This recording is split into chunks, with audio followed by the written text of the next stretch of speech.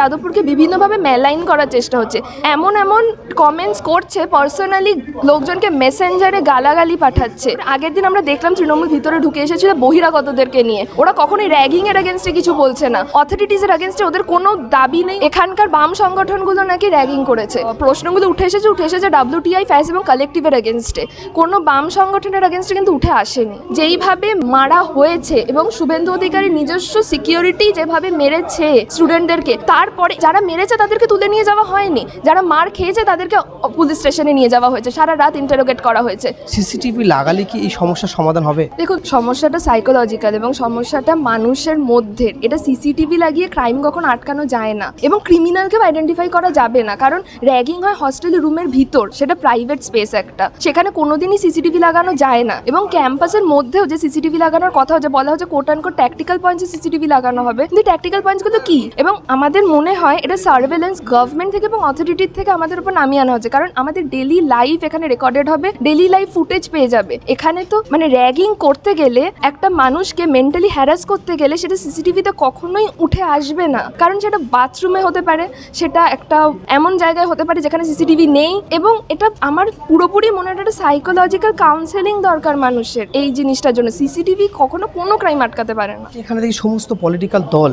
একেবারেই ঝাঁপিয়ে পড়েছে, কি বলবেন? দেখুন, মানে বাইরের দলগুলো, মানে টিএমসি ভিতরেও আছে, JUTMCP যেটা, তারা এই যেই ঘটনা ঘটেছে সেটার একটা মানে কি বলবো ইউজ করছে সেটাকে ভিতরে আসার জন্য। আমরা দেখছি যাদবপুরকে বিভিন্নভাবে মেলাইন করার চেষ্টা হচ্ছে। তৃণমূলের আইটি সেল রীতিমতো সব ব্যক্তিগত পোস্টসে আমাদের ফেসবুকের, সেখানে এরকম SFIকে নিয়ে বলুন কিংবা যে কোনো বাম সংগঠনকে নিয়ে বলুন, মানে ট্রোল করছে, এমন এমন কমেন্টস করছে, পার্সোনালি লোকজনকে মেসেঞ্জারে গালাগালি পাঠাচ্ছে।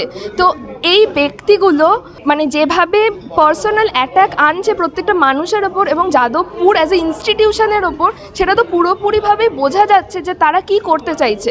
তারা ভিতরে, আগের দিন আমরা দেখলাম তৃণমূল ভিতরে ঢুকে এসেছিল বহিরাগতদেরকে নিয়ে, তৃণমূলের বাইরের নেতাদেরকে নিয়ে। যখন এখানে আটকানোর চেষ্টা হয়, এখানে ধস্তাধস্তি হয়, মারধর করা হয় এখানকার ছাত্রছাত্রীদেরকে। তো মানে বাইরের যেই ফ্যাসিস্ট সংগঠনগুলো রয়েছে, যেই ফ্যাসিস্ট পলিটিক্যাল পার্টিগুলো রয়েছে, এই মর্মান্তিক ঘটনাকে মানে একটা এমন অ্যাঙ্গেল দেওয়ার চেষ্টা করছে যেটা পুরোপুরি ওরা বলছে বাম, অতিবাম এবং নকশাল সংগঠনদের এগেনস্টে ওরা স্টেপ নেবে। ওরা কখনোই র্যাগিং এর এগেনস্টে কিছু বলছে না, ওরা বলছে না এখানে কি আসলে হচ্ছে। অথরিটিজের এগেনস্টে ওদের কোনো দাবি নেই, ওদের কোনো মানে কোনো কিছু বলছে না। ওরা বলছে পুরোপুরি এখানকার বাম সংগঠনগুলো নাকি র্যাগিং করেছে, কিন্তু ব্যাপারটা সেটা নয়। ব্যাপারটা যেই প্রশ্নগুলো উঠে এসেছে WTI, ফ্যাস এবং কালেকটিভের এগেনস্টে, কোনো বাম সংগঠনের এগেনস্টে কিন্তু উঠে আসেনি। শুভেন্দুর তার সঙ্গে যারা ছিল র্যাব, তারাও ছাত্রছাত্রীদের মারধর করেছে, নিশ্চয়ই আপনি দেখেছেন, কি বলবেন এই বিষয়ে? এরা তো মানে পুরোপুরি ফ্যাসিস্ট সংগঠন, এর থেকেই বোঝা যায় আর কি। কোনো কারণ ছাড়া ছাত্রছাত্রীদেরকে মারধর করা, তাদের মোলেস্ট করা, হ্যারাস করা, এটা বারবার আমরা দেখে এসেছি। JNUতে হয়েছে, যাদবপুরে হয়েছে, অন্যান্য ইউনিভার্সিটিস, এখন তো বর্ধমান ইউনিভার্সিটি, CUতে, সব জায়গায় দেখা যাচ্ছে যে কাদের নেতৃত্বে এবং কাদের মানে কাদের আন্ডারে র্যাগিং হচ্ছে আর কি সেখানকার হস্টেলগুলোতে, সেখানকার ইউনিভার্সিটিগুলোতে।